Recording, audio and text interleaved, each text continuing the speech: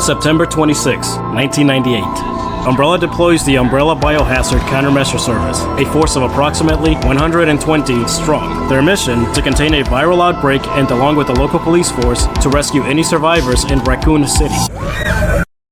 September 28.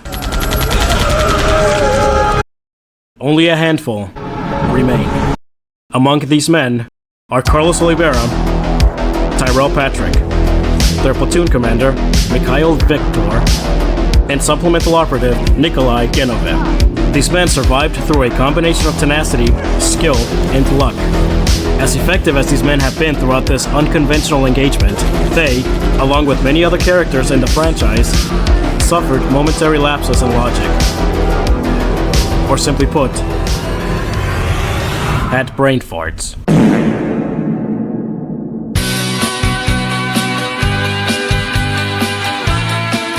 Let's start off with everybody's favorite mercenary, Mr. Carlos Oliveira. For some reason, Carlos doesn't seem to have a sling.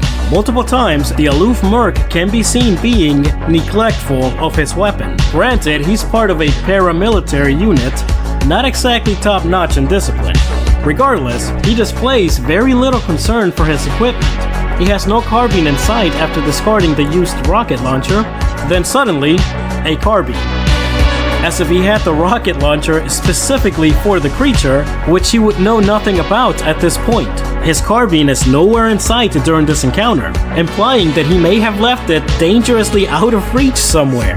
And then this. Also, Carlos is a lying sack of shiznit. It's cool, we all want the same thing.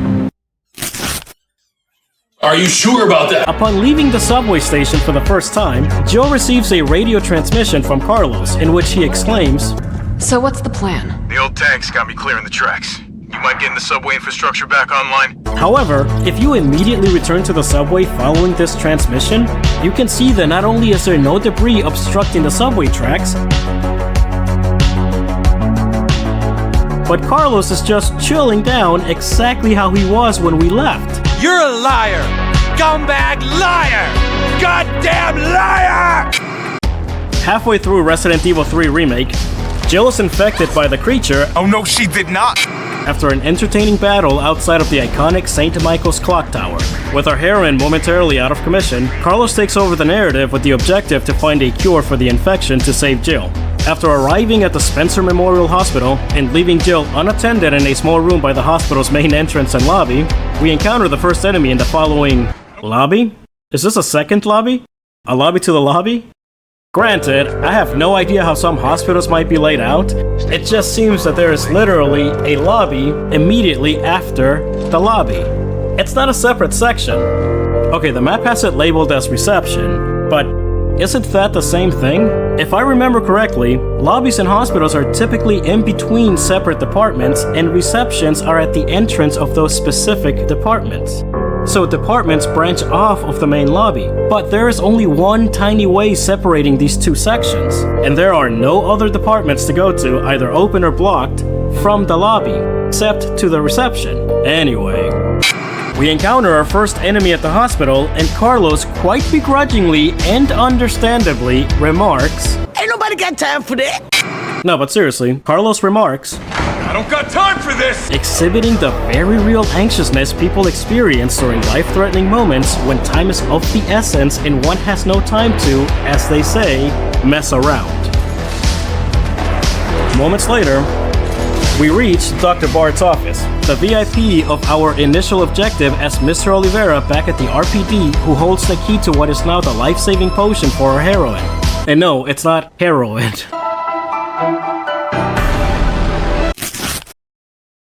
Are you sure about that? Welcome to the office of Dr. Nathaniel Bard. Please state your business clearly into the intercom.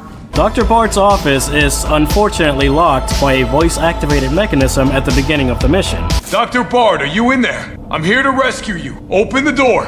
No voice match found. Voice match? What kind of sci-fi bullshit is this? Because, of course it is. forcing Carlos to find an extremely convenient recording of not only Dr. Bart's voice, but also of Dr. Bart saying his first and last name on said recording. I'm goddamn Nathaniel Bard! Or to do what the Fast and Furious do best. We improvise! Guess it has to be the voice of someone with clearance. No voice match found. Open sesame. No voice match found. Come on, let me in, you piece of shit. No voice match found. So, Carlos doesn't have time to dispose of a few undead, but he has time to mess around with a voice recognizer like a second grader? Sure, maybe it was a tactic born of desperation and anxiety to save our heroine. Yes, it is just somewhat of an Easter egg if the player makes repeated attempts to trick the voice recognizer. Yes, it is funny. Lastly, yes, we would have all probably tried to do the exact same thing in his situation. Especially my personal favorite. This is Nathaniel Bard. Open the door, please. We'll make you smile. No voice match found. Piece of shit. Anyway, it also doesn't make sense that the access door to the secret underground labs would be accessible through this lobby, and not, you know, through a more secretive area, such as Dr. Bard's office, which would make it accessible to the player after accessing his office. Yes, it is secured with a lock, and yes, it seems to also be hidden behind some sort of stairwell, but these locks can be broken and, you know, picked. While the stairway looks like just a regular stairway, it is locked and inaccessible to the general public and staff.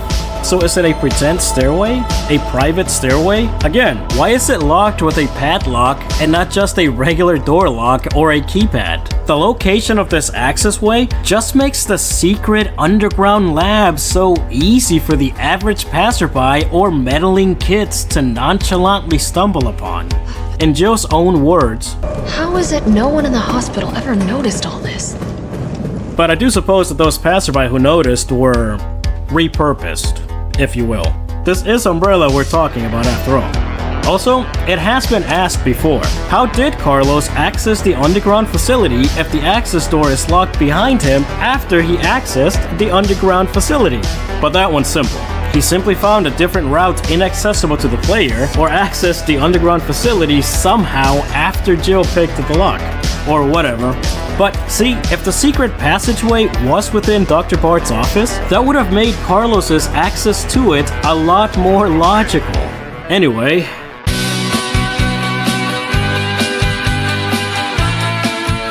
okay, there's a bit to unravel with this one. On the one hand, the UBCS were sent to rescue civilians. On the other hand, we have Nicholai. So we can assume that Umbrella has other Nicholai-type operatives within the city, such as Hunk and the USS Wolfpack. And also, this is Umbrella we're talking about. Or in the case of the remake, mercenaries who are not even loyal to Umbrella, OFP mercenaries. We can safely presume that Tyrell is mission-oriented, and his and Carlos's objective at the moment is to, quote-unquote, rescue Dr. Bard. So it's easy for us to forgive his lackadaisical approach to Marvin, because that's not his mission. We're here for Bard!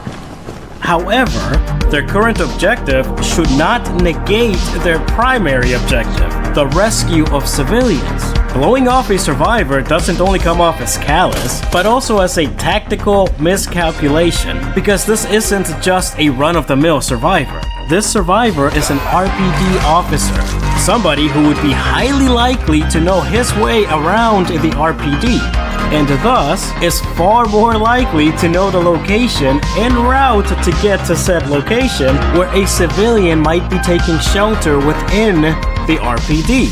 Yes, we know that the RPD is currently in shambles because of Resident Evil 2 and its remake, but the UBCS don't know all of that information. It's only been a few days since the events commenced, and they've been busy rescuing civilians. At least Carlos has. We don't exactly know what Tyrell has been up to, and his introduction does see him alongside Nicholai, which could lead first-time players to believe that he might be in cahoots with the treacherous merc, or at the very least be of similar character. However, this is contradicted by every single other action he takes throughout the rest of the story. There are no other character indicators alluding that he is evil, corrupt, or self-interested.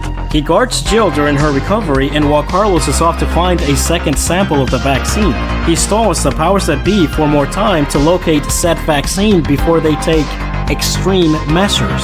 He gives credit where it's due. Morning, sunshine. You saved my life. I sure as shit didn't. That was all Carlos. He carried you here and he treated you himself, crazy bastard. He's the guy in the chair to both Carlos and Jill. And keep in mind, he did not have to do any of this. He could have fled the city at any point. His mission objective is delete it. His platoon leader is delete it. Anyone to whom he would have to respond is delete it. Tyrell didn't have to do anything that he did. Therefore, I am led to believe that he went about all of this in service of the greater good, which makes this statement... Where'd that cop go? Don't know, don't care. We got a job to do. erroneously out of character for him. I know the story needs Marvin to remain at the RPD for Resident Evil 2's events, but it makes his inclusion here mere fan service. It could have been handled in a more impactful manner, which I have mentioned before, but anyway, I seriously doubt that Tyrell would not even entertain looking for, or at least call out to, that cop. Where'd that cop go? Don't know, don't care.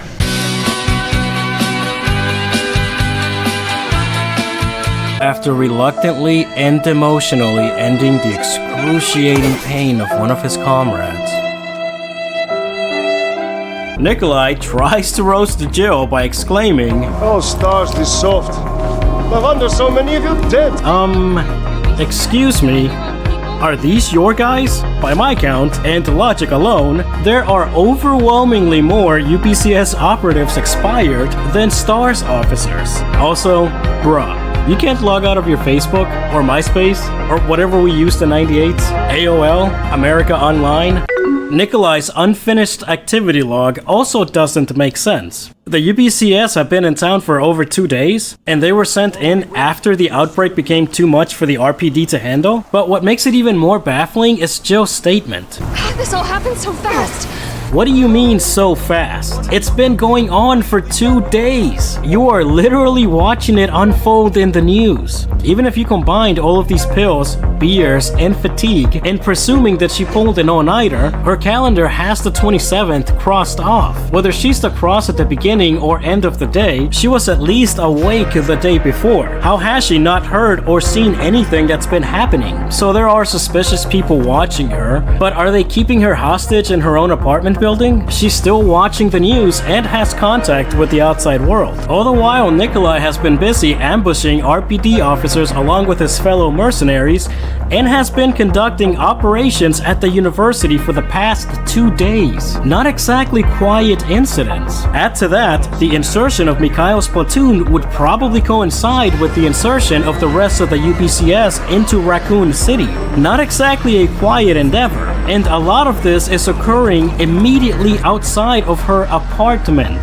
I know video game timelines are a little bit skewed compared to real life timelines because video games, not everybody plays or progresses at the same pace, but Nicholai's report makes it seem as though it took Nemesis 2 hours to find Jill, and then it took Jill 4 more hours to make contact with Mikhail's platoon. You can argue that Nicholai's timeline of events might be a little bit off, but there's no excuse for the final entry. I'll come back to that in a couple of minutes. So Nicholai Genevieve is another weirdo. Not because he's a creepy bastard, but because he's just weird. His motivation is money, which is why he was gathering data for an unnamed Umbrella Pharmaceuticals rival organization. He betrays unnamed and unseen civilians, RPD officers, and fellow UPCS units, one of which was presumably his unit before linking up with Mikhail's. Then he betrays Mikhail. He shadows Jill throughout Raccoon City, all the while gathering the aforementioned combat data, all in the name of self-preservation and fetching a high monetary recompense for his efforts. Makes sense, right?